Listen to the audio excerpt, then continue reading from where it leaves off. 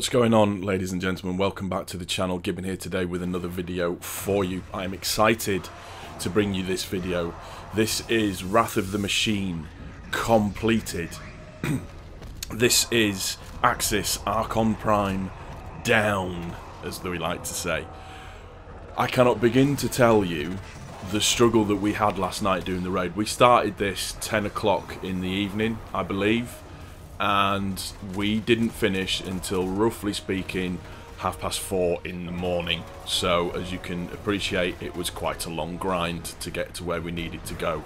What you're watching in the background is the final boss fight, pretty much. There's two phases to the final boss fight. There's the kind of the servitor phase, and then there is the sort of the actual proper boss fight. So this is phase 2, if you like. And as I said at the start of the video, I have to give a huge shout out to Mercury NA, Ode It's Frank, Shadow of Redhawk, Superman RZ, and of course my homeboy, my fellow cautiously optimistic clan member, Shortbread28. We struggled a little bit with getting people in and people going out and people backing out. That's really annoying, that when people come in to try and help you and then they decide that they're going to back out. It's an infuriating thing, but that's what LFG was created for, and it paid dividends for us. We managed to get a decent enough crew together to get it done. Now, as a whole, the raid is absolutely brilliant. I love it. Bungie have done a phenomenally good job with it. All of the actual sequences, from the opening sequence where you're chucking the bombs and you're lighting up the charges and everything and chucking the bombs, through to the first boss fight where you've got to shoot the TV screens, otherwise you die, to the jumping puzzles, to the to the Zamboni, to the binary code, which made me feel completely thick and made me wish that I had paid a lot more attention in school when it came to maths, because we struggled a little bit with the binary code section to be able to get to that exotic chest section and also to do that monitor. Up until this point in the raid, we'd actually done all the monitors, so we only had one left to get, which is obviously it's down at the left hand side as you go. What I wanted to bring you was not kind of like a cut version of the final boss fight. What I wanted to bring you was the entire boss fight, so you can kind of see in the background how we go about doing it and kind of what you need to do. The biggest thing about this raid, more than anything, it is all about communication. It is, everybody needs to know their role, everybody needs to know what they're doing, what they're responsible for, and how it goes. For example, in this final boss fight here, basically what happens is you need to have 2 in the middle, 2 to the right, 2 to the left. Axis will teleport to various areas, and he does that. It's quite random. He'll never teleport to the same place twice in a row, but he could teleport back there, so you need to pay attention. You also then have somebody who will get empowered, and that is completely random as well. So even though you've got 2 middle, 2 left, 2 right, you might get 2 empowered on the right, 1 empowered on the left. So one of the people that are empowered on the right hand side needs to come to the middle, and that person then needs to swap. Basically, as well, what helps is if the person with the highest light level in the group fires the cannons, because they will then obviously do more damage because they are carrying the light levels. Now, once you've taken down the servitors, and you have the various servitors that you have, you've got the Void Servitor, you've got the Arc Servitor, and you've got the Solo Servitor, and again, that's completely random where they spawn. So you need to take the captains down, and then you need to go and take out various servitors. Once you've taken the servitor out, it's a case of then picking up the Seaver cluster bomb that comes and chucking it into Axis to take his shield down, and then it's a case of DPSing. But there's an important part. This is where it's important, where the people that are empowered pay attention to where they are and where Axis is teleporting to. For example, you need to make sure that you have the empowered people left, middle and right, so when he teleports, he's either going to teleport left, he'll either teleport right, he'll either teleport front middle, or he'll teleport back middle.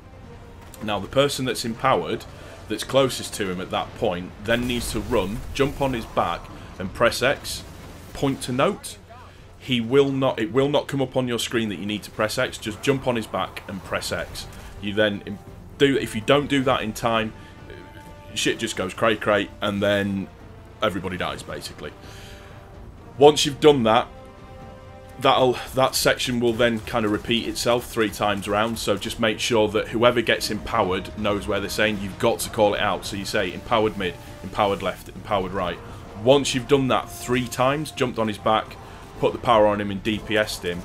Oh, another little point as well, on the 3rd cycle of the empowered person jumping on his back, that's when the people with the highest light pick up the cannons, shoot the shit out of him. If you've got tethers, tether him to get as much DPS as is humanly possible on Axis.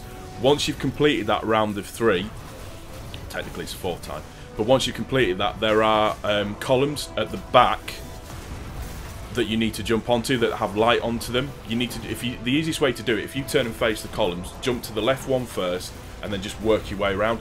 Just from a logic point of view, it is the easiest way to do it. You need to make sure that you do maximum DPS on him to be able to take him out absolutely completely.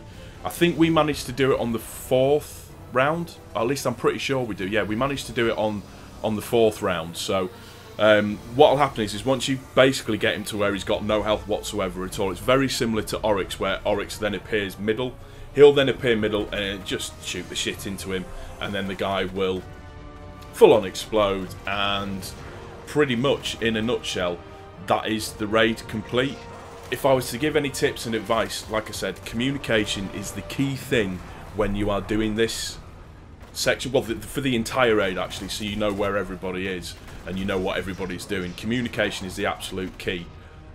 Don't feel like you need to rush in or rush down. Take your time with it. Don't be a hero, as we like to say, because it will be your downfall basically. You just need to pay attention to what you're doing, what your compatriot on the same side of you is doing as well, and like I said, it's all about calling it out and just being comfortable in what you're doing. Look out as well for the Seaver swarms. They're really annoying. It's like he just fires a... I was going to put a rude reference in them, but I'll stop myself. Basically he's going to fire out like red dust, and just don't stand in it because it will kill you and it will take your power down. But if you kind of follow those steps, you should be alright. It took us a few goes to get it done. As I said, the raid took us 6 hours in total, 6 and a bit hours in total to do from start to finish. But Shortbread and I were faced with either people's internet dropping and them leaving, or people just going, I can't be arsed with you guys, you know good. And that's one thing I did want to touch on. There seems to be there's kind of been a bit of a rise in the number of people that have started going, well, if you're not good enough, don't do it. And people that put on LFG must know what you're doing, must know where this is, must know where that is, and da-da-da-da. What people seem to forget is that at the end of the day, everybody's got to start somewhere. And some people need carrying through, some people need telling how to do it, and all of that kind of stuff. And Shortbread and I are very much of the opinion, we don't mind helping people out, we don't mind doing that side of things, because we know that we're going to need that help at some point when it comes to doing other things, like doing this new raid and everything. And it was just frustrating, I think is probably the right way to say it, during this raid, that people, I've also not got an issue if somebody comes in and goes, I just want to get the checkpoint. That's fine, drop in, dude. Take the checkpoint, back out. No issues with that at all. Happy to do that. And there just seems to be a bit of a change with the way that people are. There seems to be a lack of patience from some people, which I can get. It can get frustrating at times, but you've also got to remember that at the same time, not everybody is as good as what you are, and sometimes people need a little bit of help. The other annoying thing about this raid that really got to me in this in particular was a couple of glitchy items. When we did the binary code section, where you've got to call out the columns and the rows and everything, and thank you to Yip, who didn't stay until the end because somebody annoyed him in our party, so he decided to leave, but he came in and helped us out with the binary code. We pretty much understand it, but it's just somebody to be able to call out the numbers quickly. So you can open up the centre casket bit and then you jump in and get all your bits and pieces. We went to the exotic chest. I got nothing out of that. No legendary engram, no Seaver stuff, no exotic thing, which again you can't expect to get an exotic thing all the time. Although thankfully within the raid I did actually manage to get, I got a Monte Carlo at 380 out of a legendary engram, which was pretty cool. So that's quite nice. My light level now I think is 378, I think in total. So I'm grinding it up there quite well. My friend Shortbread28, my homeboy, He is now like level 384 or 385. Oddly enough, the majority of where he's raised his light level up has not been from doing the raid. It's been from grinding out strikes and bits and pieces and doing all the other various bits and pieces and getting lucky. Not that he ever does, because his RNG luck is absolutely pathetic.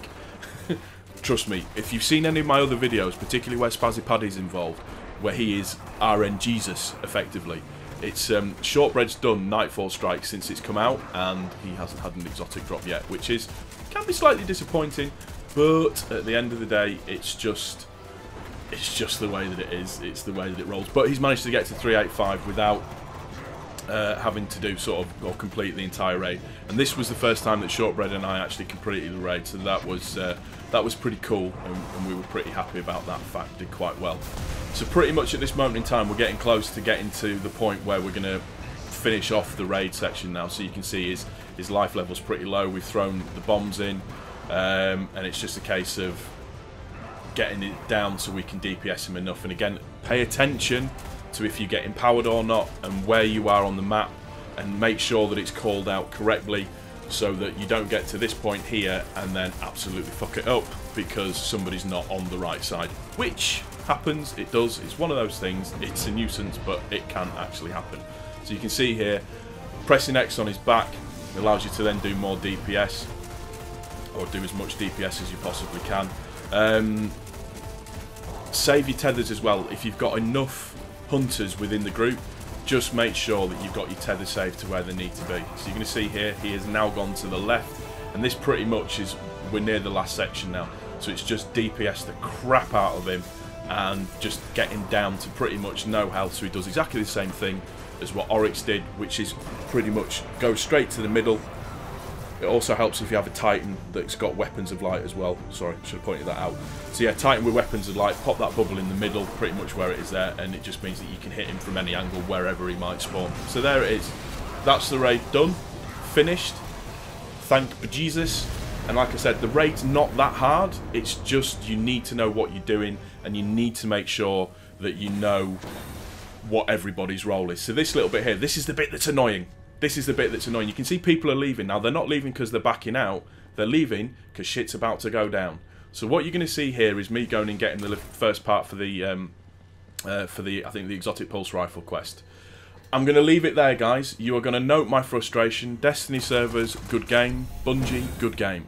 If you have enjoyed this video and you found it informative, please don't forget to click the like button. If you are new to my channel, please also don't forget to subscribe. This has been OG Gibbon. I thank you so much for your time, and I thank you for stopping by. And ladies and gentlemen, we will see you on the next one. Bring on the hard raid, bitches!